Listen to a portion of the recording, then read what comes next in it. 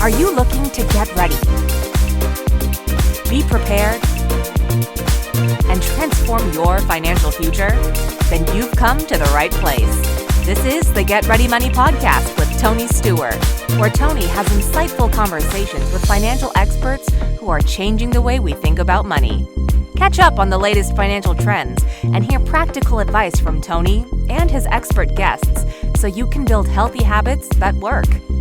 Be empowered with tips for implementing small changes that can have a big impact on your financial future. So sit back and get ready to hear from today's guest. Welcome to the Get Ready Money Podcast, changing the way we think about money. I'm pleased to be joined today by Alissa Maizes. Alissa is the founder of Amplify My Wealth. In this episode, we'll be discussing how we can change the way we think about money and amplifying your wealth. Alissa, welcome to the Get Ready Money Podcast. Thank you. It's great to meet you, and I'm so happy to be a part of your community and to discuss everything about money with you. Yeah, well, I'm excited to have you. I mean, you're putting out some great content. I'll just give a shout out right away to your Instagram channel. For everybody watching and listening, there'll be a link to Alissa's Instagram channel. So, to get started, tell us a little bit about yourself. What is your origin story? So I loved personal finance since I was a kid. I actually remember being a teenager and reading personal finance magazines, going to the corner candy store, grabbing them, reading about them. I was always someone who loved learning anything practical. And so money was that perfect topic for me to read up on. And through the years, my friends and family would always come to me and pick my brain about all different things financial and money related. And over time, I realized that there were more and more people that really needed financial advice, and that the best way I could do that is to be a financial advisor so I could actually give advice to people besides my family and friends. So that's sort of how I got to where I am now. That's awesome. Unfortunately, when I was a teenager, I was reading comic books, so I didn't start out that early with money myself. But that is awesome because I think that is something that money is important for kids to learn about. So it's great that that you had that interest early on, because I think that's just something we need to talk more about kids and financial literacy. So, to start, let's find out a little bit more about what you do. Could you tell us what is a fee for advice only fiduciary advisor? So first of all, I pride myself on being a fiduciary. And a fiduciary is someone who pledges to put their clients first, to be transparent, to offer confidential advice. So if there is any conflict at all, even if there could be a conflict, I always need to disclose that to my client.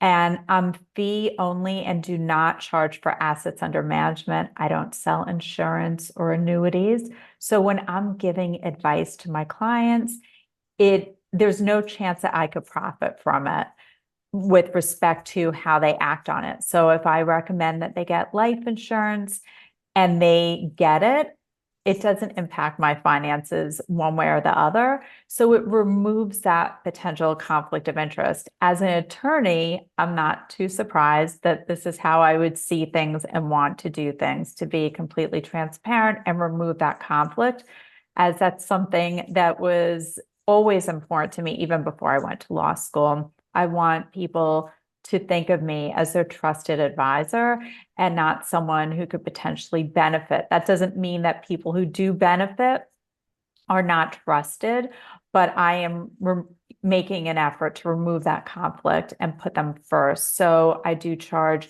a fee for advice only, just to clarify what that means. Oh, awesome. And could you go a little more into maybe giving us an example of what a conflict for interest is?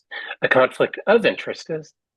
So a conflict of interest would be, for instance, Tony, if I, recommended that you get something and I, for instance, could somehow benefit from it.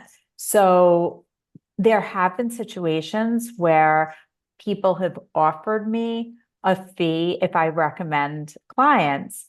So for instance, one person did that and I reached out to them and said, I could never accept that fee. I have no issue if I think you're the best suited person or one of them to recommend you for a client. So in that case, Tony, what I did was I actually spoke to the person. I said, I'd like to pass your fee that you would give me and give it to my clients instead. And the person said, great. To them, it didn't matter one way or the other. So if I ever recommend, it happens to be a website designer, if I ever recommend her to someone, she will pass the fee on to them if they use her. So that's how I remove the conflict of interest. And so the conflict would be, like I said, if I were to benefit from it. And to me, it was really important that you could trust that I'm never benefiting other than something that maybe you're giving me the fee for advice, but that's something you know that you're paying for.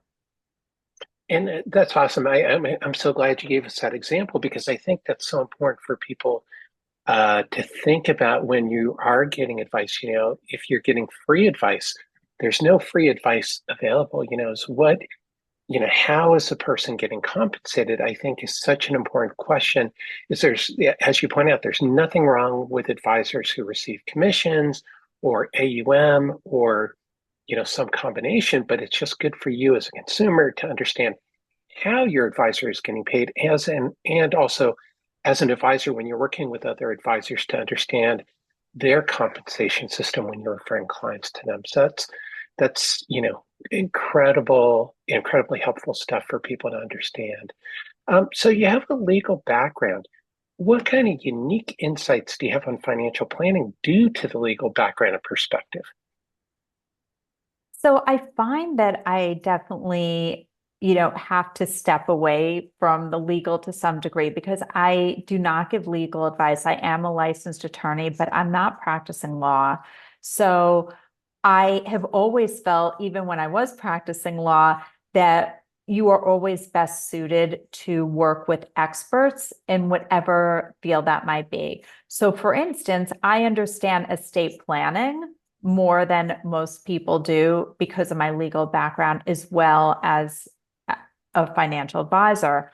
But absolutely, I think that people should get their advice with respect to estate planning from an expert estate planning attorney. So not just an estate planning attorney, but someone whose expertise is estate planning, because there are some people who do estate planning, but it's not their expertise.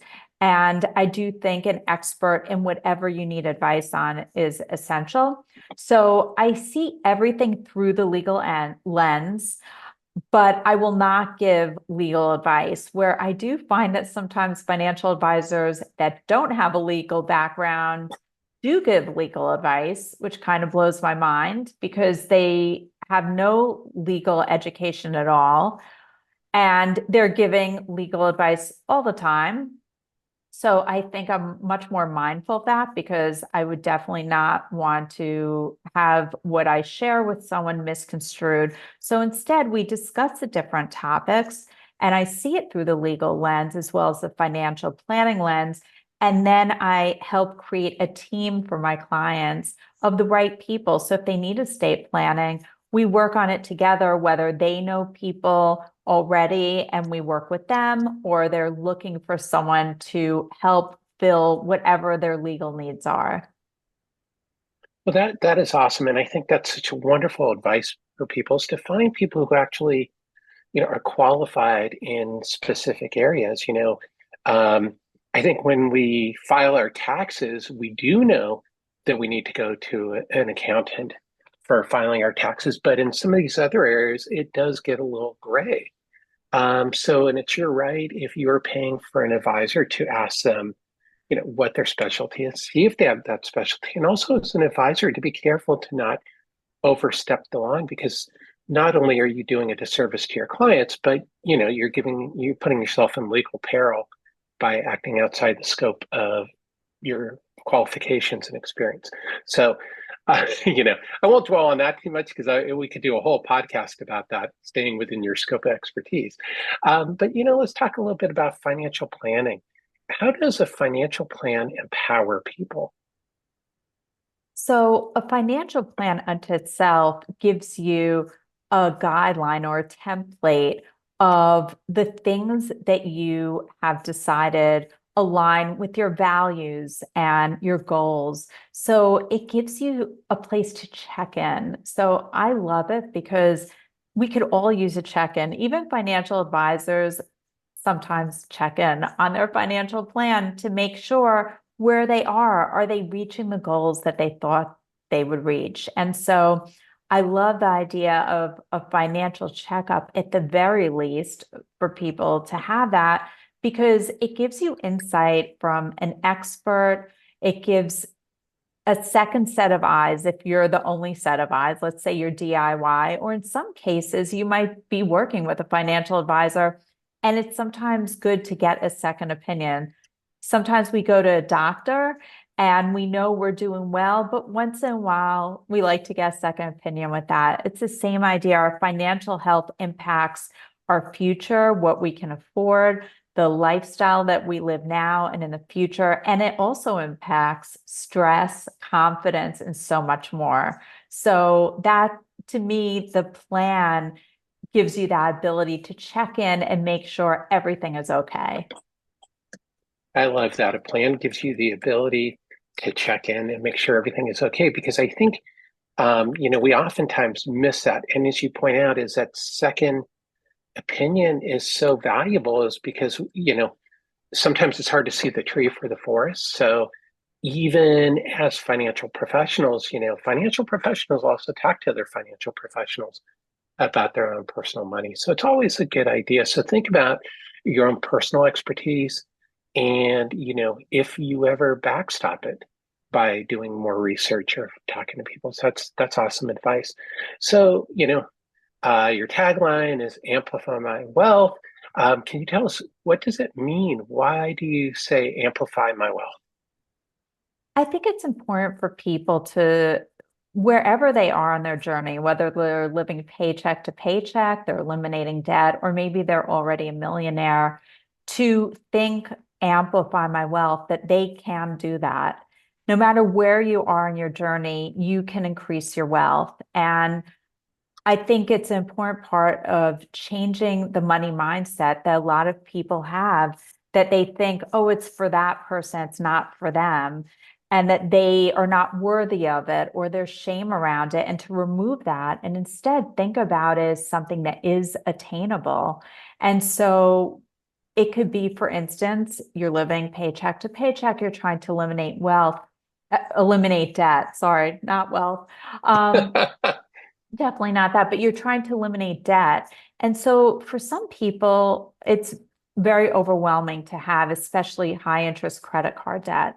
And so they might not see that they really can, just by eliminating some of it, a little at a time, they're increasing their wealth. So normally, to assess your net worth, which is your monetary wealth measurement, you would look at all your assets and then subtract your debt. And so every time you subtract the debt, but then you have less debt to subtract, you're actually increasing your wealth. And I think a lot of people, because their mindset is so set on whatever shame or overwhelmed feeling they have around debt, they don't even see it from that standpoint. And so that's why I think it's important that everyone realizes that no matter how big the step you take, it can still make a big difference in increasing your wealth. And each step together makes the difference that much bigger to increase your wealth. That's awesome. And I mean, you said so many things that I think are so powerful, as that we are all worthy. But also, so many people feel shame around their money.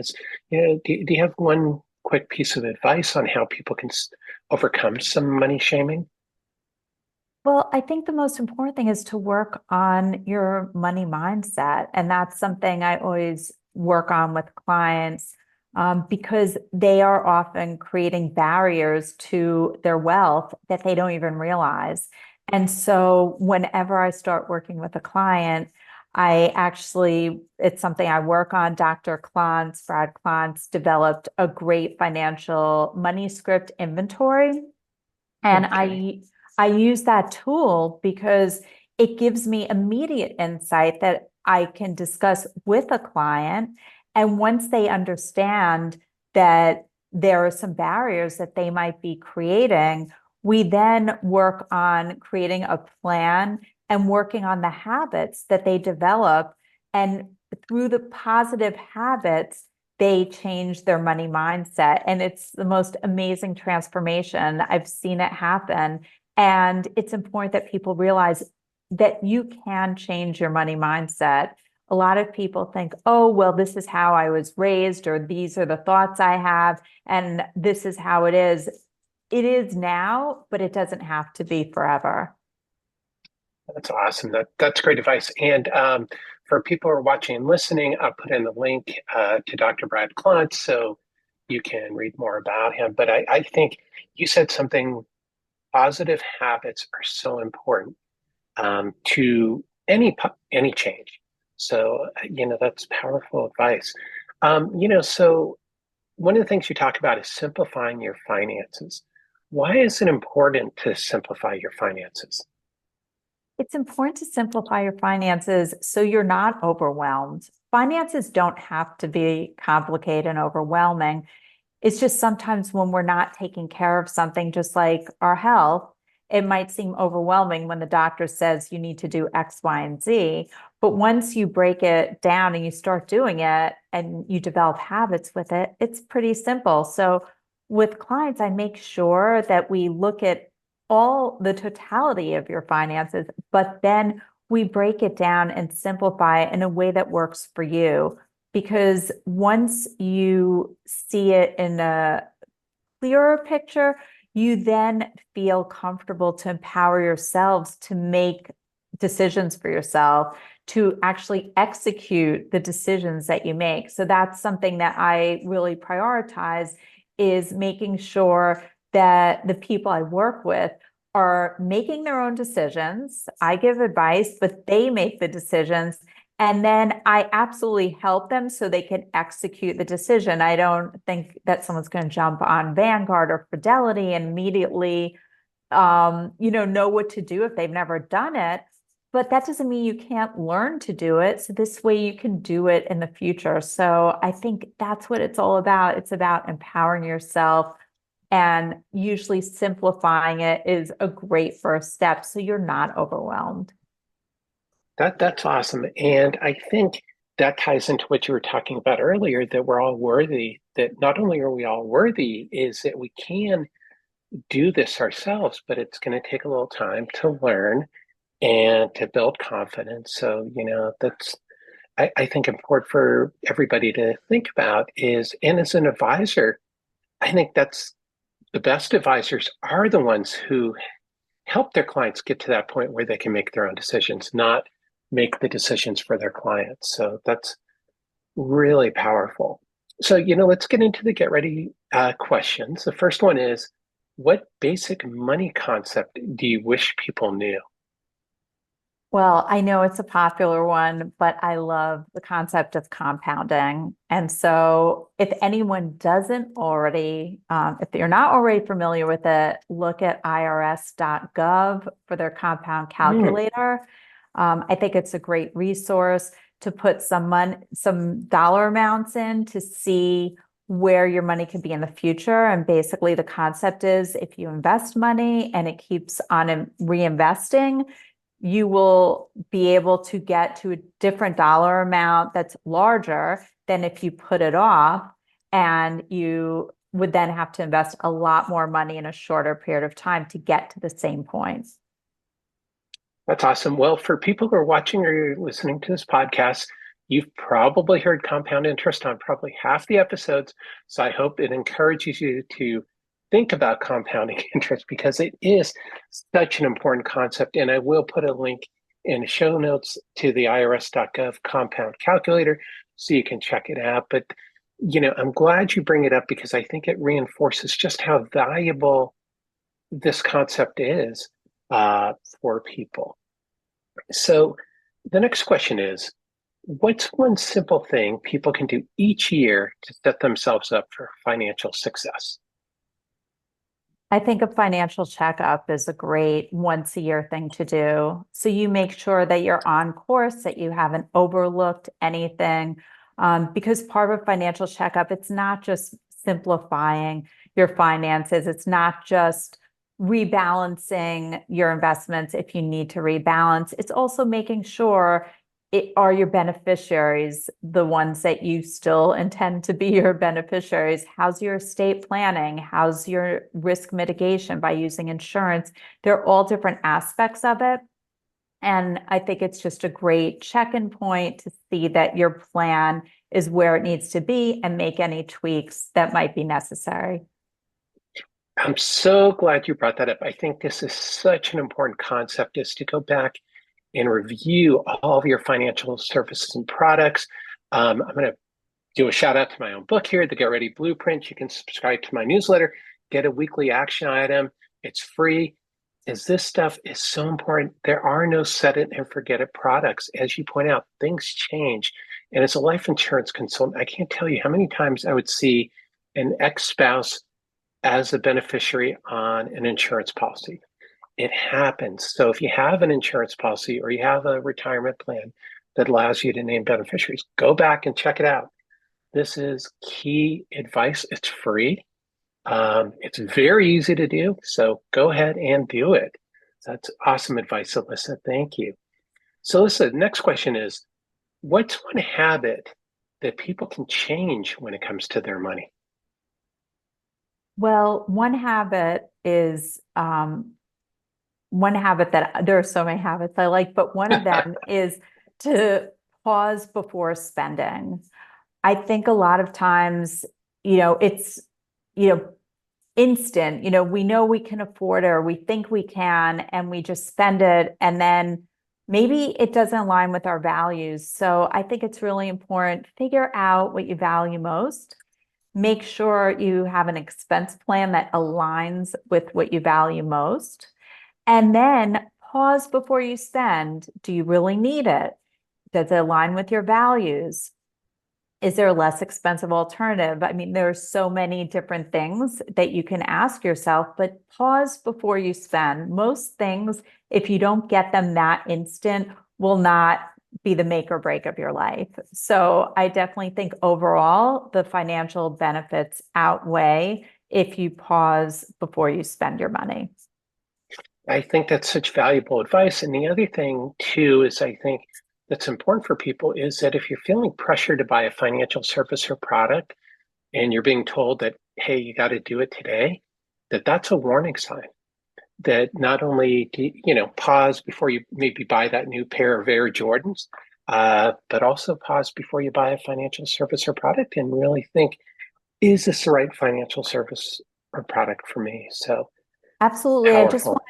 I love that you said that. I just wanted to add on to that because it reminds me of what you said earlier, which is how is that person that's pushing you to buy that product, how are they being compensated, as you mentioned earlier? I think that's really important. And also, not everyone is a fiduciary. So not everyone is held to the standard of removing all the conflict of interest. Some people are salespeople and they're trying to sell you something, and it's your money. And certainly some of the people who do that also don't know everything about your finances. So if they don't know everything, they are probably not the right person too, because you really need to know someone's complete financial picture before you could give them advice, in my opinion, or sell them something that's supposed to benefit their finances, because it might be the right thing for Tony and it might be the wrong thing for me. But if they don't know each of our finances, how are they able to make that determination? I love that. There is no one size fits all financial service or product. I think the other thing that you said, and this is a drop your mic moment, it's your money. You can make your own decisions. Don't let anybody tell you what you need to do. Only do it if you want to do it and feel you need to do it. So That's it. It's your money. I'll just repeat it again to stress that. That's so important. So, Alyssa, what money myth are you trying to break? That you need to be wealthy to benefit from financial advice and a plan. Everyone can benefit from a plan. I think, I think about even, because entrepreneurship, especially with Shark Tank, which I love Shark Tank, it's such a great thing, but so many people don't have a plan around their business. And just like you should have one for your business, you should have one for your personal finances because it gives you the ability to make sure that you're on track to achieve what you want to. And with respect to entrepreneurs, often I find that they're not saving for retirement because there's no employer offering them a 401k, as an example, when in reality, they can have their own 401k and I-401k, for instance. I also find that a lot of entrepreneurs are spending their personal money on their business and not even keeping track because they don't have a personal financial plan or a business plan, and are also focused on, well, I can write it off on my taxes, but if you can't afford it, you still have to pay for it. And it doesn't really make sense for you financially. So you have to be able to afford that in your personal life as well as your business life. So those two things really need to marry each other, whether you're a 9 to 5, you're a stay-at-home parent, you're retired. By having that financial plan, you have a way to keep these different things in check so you don't wake up surprised one day that you don't have enough money to live the rest of your life. That is awesome advice. I want to highlight one thing that you said is don't do things for tax purposes alone. That's not a good reason to do something. It is a benefit if you're looking at something, but just doing something for taxes is not the best advice, especially because the tax law changes and you may not get the tax benefits that you think you're getting. So, taxes has to be one dimension of the plans you make. So let's get out the time machine for a minute. What advice would you give your younger self if you could go back in time, knowing what you know now about money? So when my kids were born, actually, my kids are now 20 and 22, but when they were a lot younger, I had decided my financial way to set aside all the gifts, the monetary gifts they got that were $20 or more and earmark it for college. I figured it couldn't be a bad thing, and I decided to do it. I wish I had invested that money sooner. I did eventually invest it, but initially I was very torn because I felt, well, it's my kids' money, it's not my money. And as it is, I'm dictating that they're not going to be able to use it for anything. And so I was kind of torn about them investing their money. And like I said, I eventually invested it and increased their wealth because of it, earmarked or not. But that being said, I wish I had done it sooner. And as far as how other people might see it is, it's important in your plan to also invest, whether, in my kids' case, they didn't really have any financial needs, but I thought they might go to college and they did. But in anyone, at the very least, plan for your retirement and prioritize that. Yes, even if you have kids, prioritize your retirement is the best gift you could give your kids for you to be financially secure when they are adults. They don't need to feel guilty or worry about your finances. So it benefits everyone. I love that. The best gift you can give your kids. I haven't heard anybody say that, but that is so powerful. Is that your kids don't have to worry about your financial security. So I think that's so important for people to think about because we are, a lot of us, in that sandwich generation, and we don't want to put our kids in that sandwich generation position as well, where they're worrying about us as we age. There's going to be enough other issues that they're going to have to worry about as we age, but also worrying about just whether we can eat and pay our rent and other expenses is so important. The other thing I think that's so important, and I did this with my son, is put money inside into a brokerage account. Now, when he was really young, he didn't really like it or understand it because, of course, he wanted to go to Target and buy the latest toys. But, he knows who Warren Buffett is now in value. He's heard me talking about buying stocks on sale and things like that. So, and now, he has a level of financial literacy. He saw the value of saving the money. So seeing the time value of money, which is what you were talking about with compound interest and things. So there's so many gifts that you're giving to your children by doing these things. So you're not taking, as you point out, you're not taking away something from your children. You're doing something positive to help your children. So that's awesome advice.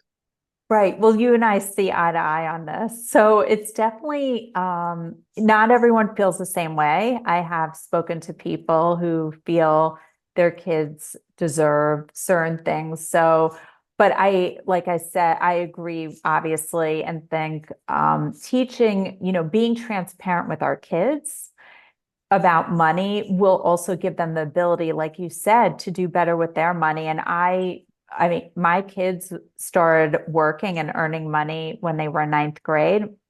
And I said to them, first of all, if you save that money, because I knew they were earning it, so I didn't feel I could tell them what they were going to do with it. But I said, if you set it aside for college, each dollar that you set aside, I will match dollar for dollar. And this was at a time where there was no high yield savings accounts. And then I also told them that I would fund, while they were still in high school, I would fund a Roth IRA for them. And so any money that they earned, it was almost like an HSA, right? I'm like a personal HSA where you get triple tax advantage, except for them, it wasn't a tax advantage. It was, they were getting matched, right? They earned the money. Then I matched it for college when they put in there. And then I matched it for the Roth because I wanted them to understand. And so when my kids graduated and they knew I was no longer funding that Roth, they earned money. And the first thing they asked me was each year how much I could put in a Roth. So my kids have retirement savings and they're 20 and 22. Certainly not enough to retire right now.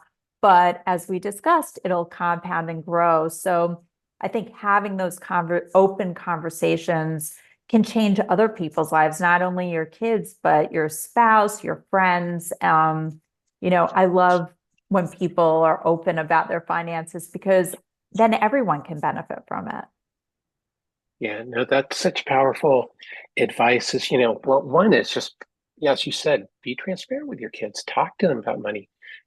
At home is one of the places where kids are going to learn the most about money.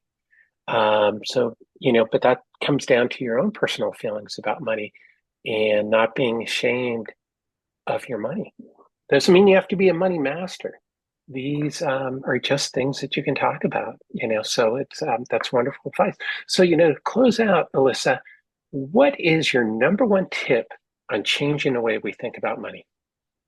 So obviously, I'm very passionate about changing your money mindset. And so I think the best way that I've seen people change it is, first of all, being aware of it and then create habits that might feel uncomfortable at first, because usually when we develop a new habit, if it was already a habit and comfortable, then we wouldn't need to incorporate it into our life. But instead, whether it's pausing before you spend or maybe having a weekly check-in on your financial plan or your expense plan, create habits that over time will help you change your mindset. And I've seen people do it and it's unbelievable. And as that mindset changes, I've also seen people increase their wealth because they no longer have those barriers in the way. So I've seen clients that came to me really insecure about their finances, and then they got new jobs, earned more money. I've seen another client that recently removed a mindset barrier where they were always not sure, even though I gave them advice and I explained everything, they weren't comfortable moving forward, which I completely understand. It's not like all of a sudden you get advice and you just do everything. You should feel comfortable. And so I was very supportive. And then one day we met, and this person had more clients than they had ever had before. So they were earning more money. They decided to share the lease of their office with someone else. So now they were splitting the cost and just left and right making all these different changes. And it was the habits that led them in that direction. So if everyone who's listening, no matter where you are in your financial journey, could find one habit that would have a positive impact and really make sure, whether it's something you have to do, maybe you always have coffee in the morning, so you could do it when you're having your coffee, or maybe right after you make your bed, whatever it is, find a place where you could commit to it, put it on your calendar, and change your money mindset, because that will help you increase your wealth. That is awesome advice. And so it's a great place to wrap up the show. So, Alissa, where can people learn more about you and amplify my wealth? So you can definitely find me on my website, amplifymywealth.com, as well as on Instagram is probably where I'm the most present, which is at Amplify My Wealth. And I'm on LinkedIn also, Amplify My Wealth, but personally, Alissa Maizes. You could find me through there. But like I said, most of the time, Instagram is a great place to connect with me. That's awesome. And I'll give a shout out, is that's how we connected. Alyssa's Instagram is awesome. You'll get some great tips. And of course, as always, all the links to Alyssa's website and Instagram and LinkedIn profiles will be in the show notes, so you'll easily be able to find them. Alissa, thank you so much for joining us today. Thank you so much, Tony. It was great. I really had a great time, and I'm very appreciative. Thank you. Yeah. Well, it's been a pleasure and great insights. And as always, thank you everyone for tuning into this episode of the Get Ready Money podcast. If you learned something today to change the way you think about money, please subscribe and tell a friend. Let's change the way we think about money. Until next time.